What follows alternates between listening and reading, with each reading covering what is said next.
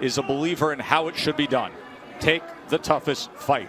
By doing that, he became a world champ once, and he had titanium fused to his orbital bones twice. Now he's refreshed. Can he do what no other fighter has, what 36 have failed at? We find out now. Round number one, and Dre, I offer you this. Among all the analysis of what could happen in this fight that gives Kell Brook hope is that Bud Crawford at times has been a slow starter. In fact, Dre, the fight we did against Egis Kaviaskis, Egis outlanded Crawford total punches over the course of the first 3 rounds. What should be Brook's approach early on?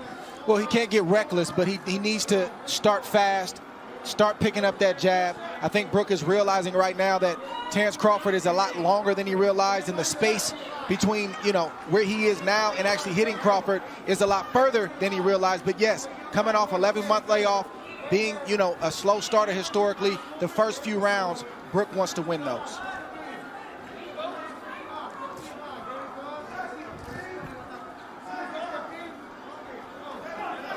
But it looks like Brook is playing Crawford's game now.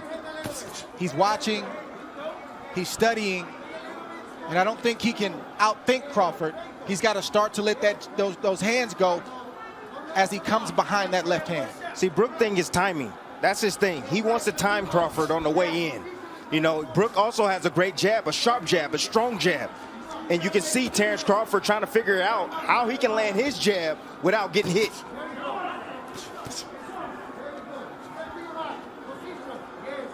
Another thing, Crawford typically comes out in the southpaw stance, but he came out in the right-handed stance, probably to confuse Kell Brook. He has power in either hand, Crawford. He has finished guys, whether it is orthodox or southpaw, but in recent years we have seen plenty of Crawford, mostly in the southpaw stance, and wildly effective in doing so. Here he comes out as a righty.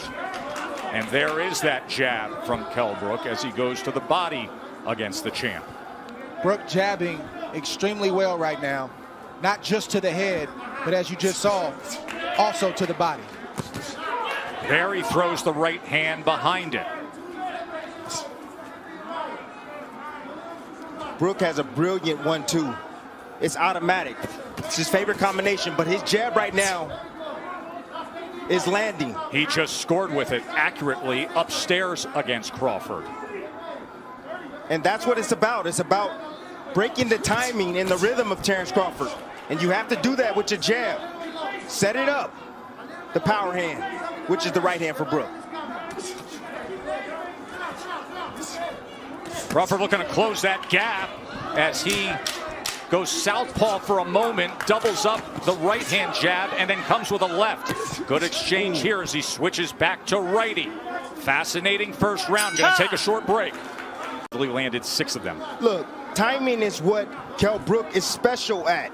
He has a 69-inch reach. You have to understand that. He has the shorter arms in this matchup, but he knows when to throw his jab, and at the right time, at the right distance, and at the right speed. Funny to say that he doesn't have the reach. I mean, just look at the size advantage. Look at the size across the shoulders, across the back. Look at the muscles popping in the upper body of Kell Brook, and the base he has as well, that foundation with the legs. And see, what I noticed is that Kell Brook is taking a page out of Egis Kaviaskis. He's being patient. He's waiting. He's looking to counter Crawford. He's trying to get Crawford to commit so he can make him pay. Jab is giving Crawford a lot of problems right now. You see him thinking, and Brook is doing the right thing. He's jabbing. That's the most important thing he can do right now because it sort of keeps him out of danger. It helps him to kind of create his range and where he wants to let his shots go, and it's also got Crawford thinking.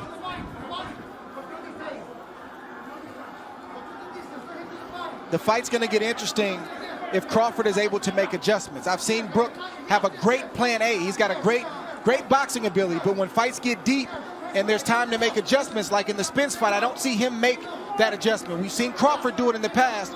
He's going to have to do it right now because plan A, Brook has the advantage. Spence fight happened in May of 2017. That was the last time Brook fought at this 147-pound limit. He was fighting brilliantly, and then Spence got to him with the power and scored an 11th round TKO with a broken left orbital bone suffered.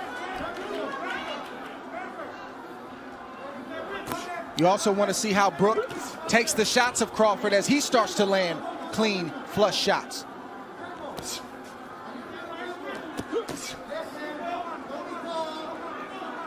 Right now it's a battle of patience. Neither fighter can afford to make a mistake, and as you see, Brook stepped in just a tad bit, and Terence had combinations waiting on him. Just fired off a right uppercut, did Kell Brook. Brook has every punch in his arsenal. He has a strong left hook. He also has a straight right hand and a beautiful uppercut. And as you can see, his jab is giving Terence Crawford problems, and Terence goes southpaw. Crawford switches for one of two reasons. Either he sees something, or what he was doing in the right-handed stance wasn't working. What do you suspect here, Dre? I think the latter is true. The right-handed stance wasn't working, and he wants to see if he can get something going from the left-handed stance. Stop. No. And a 2 in Vegas. Into CompuBox, Bud Crawford opponents land just 21% of their total punches.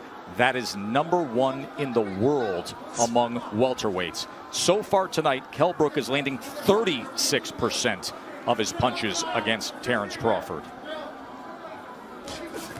So don't think that Kell Brook is worried about Terence Crawford going southpaw. He's not worried about that at all, because he's used to that. He comes from the Ingles gym. He's used to seeing switch hitters in his gym, guys that switch from orthodox to southpaw. It's nothing to him. You mentioned the Ingle gym. That is the veteran British trainer Dominic Ingle, who has trained Kell Brook since the start of his career. But Ingle opted out of this world title fight due to COVID concerns, because Kell Brook trains in the Canary Islands for training camp. Ingle did not want to travel and then have to quarantine, nor come to the United States. So instead, Carlos Formento is the trainer in the corner of Kell Brook. First time they've ever worked together. I'll tell you one thing that the southpaw stance has done. It's taken the jab away from Kell Brook. You see, he's not landing his jab consistently anymore. Well, when Crawford turns southpaw, he's not even throwing. That's what happens. That's what turning southpaw does. But it does allow you to land a right hand like Brook just landed on Crawford right now. A right hand can be the best weapon against a southpaw. And of course, when he is in that lefty stance, you will see that right hand of Bud Crawford, as it is right now, hanging right over the front of Kell Brook. Listen, Crawford has the reach advantage, but he's going to have to close the distance on Kell Brook. He told us in the build-up to this fight that Brook can't fight mid-range and in close. Right now, Brook is winning the battle from the outside. Crawford's got to slowly start to close that space. There's that right lead again from Kell Brook. Minutes ago here in round 3. Pretty good start for the challenger, the former IBF welterweight champion. A guy who says he's rejuvenated. 3 fights since he lost the welterweight championship to Errol Spence. That's how Errol Spence had success against Brook. He closed the distance and started to bully Kell Brook. He started to fight him in close. Brook fought back valiantly, but he really didn't have any answers for that.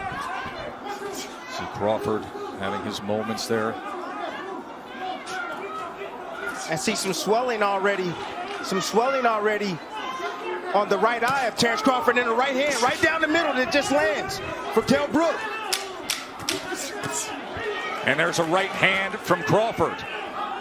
Way to answer that right hand.